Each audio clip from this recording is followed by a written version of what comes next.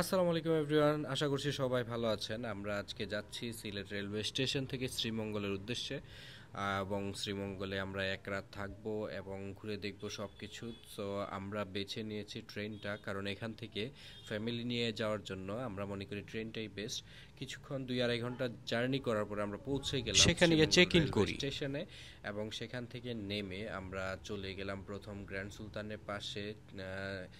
যেতে রাস্তায় দুধারে পড়েছিল এরকম চা বাগান, আপনারা দেখতে পাচ্ছেন কত সুন্দর। দেন আমরা হচ্ছে আমাদের রিসোর্টে চেক ইন করি আর কি। আসসালামু আলাইকুম এভরিওয়ান, আমরা এই মুহূর্তে আছি ওয়াটার লিলি রিসোর্ট শ্রীমঙ্গলে। এইখানে দেখতে পাচ্ছেন কত সুন্দর সুন্দর কটেজ রয়েছে। এখানে অনেকগুলো কটেজ রয়েছে, আমার পেছনে সামনে দেখতে পাচ্ছেন। এই সুন্দর ভিউ, বালির মতো ভিউ পাবেন আপনারা এখানে আসলে। এই সুন্দর রিসোর্টের এই কটেজগুলোতে থাকতে আপনারা এদের ফেসবুক পেজে নক করতে পারেন। এখানে রয়েছে একটা কটেজ নয়নতারা, বেশ কয়েকটি কটেজ রয়েছে। আমরা আজকে আসলাম পরিবার সহ, আপনারাও আসবেন, ঘুরবেন, খুব ভালো ফিল পাবেন ইনশাআল্লাহ।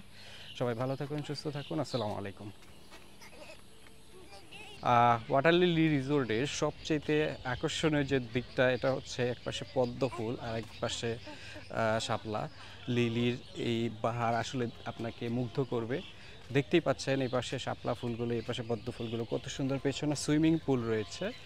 এই অসাধারণ ভিউ আপনাদের মন কাড়বে। আপনারা আসবেন, দেখবেন, ঘুরবেন, পরিবার নিয়ে আনন্দ করবেন, অনেক ভালো লাগবে ইনশাআল্লাহ।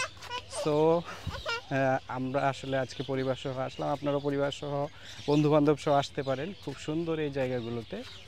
এখানে আসলে পাখির কলরব, ফুলের সুবাস, বিস্তীর্ণ মাঠ, কিডস জোন রয়েছে, সব কিছু পেয়ে যাবেন। সো দেখতেই পাচ্ছেন ভিডিওতে কত সুন্দর এই ভিউ। এই লেকের মধ্যে দেখছেন কি পরিমাণ শাপলা ফুটে রয়েছে। সো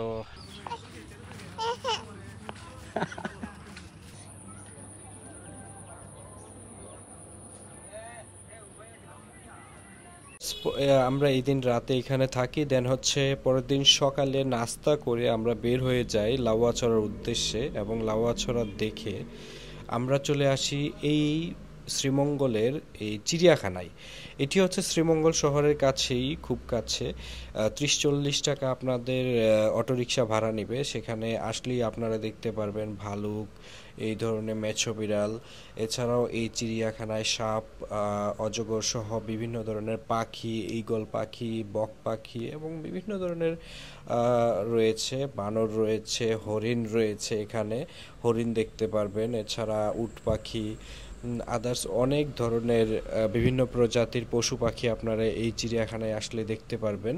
এখানে রয়েছে সাদা ঘুঘু এবং কালারফুল ঘুঘু, এরপরে হচ্ছে বক পাখি, আদার্স অনেক কিছু রয়েছে যেগুলো আপনাদের মন কাড়বে। এছাড়া আপনারা যদি পরিবার সহ বা ফ্যামিলি সহ আসেন তাইলে অনেক ভালো লাগবে আপনাদের কাছে। সো সো আজকের মতো বিদায় নিচ্ছি। সবাই ভালো থাকুন, সুস্থ থাকুন, আসসালামু আলাইকুম।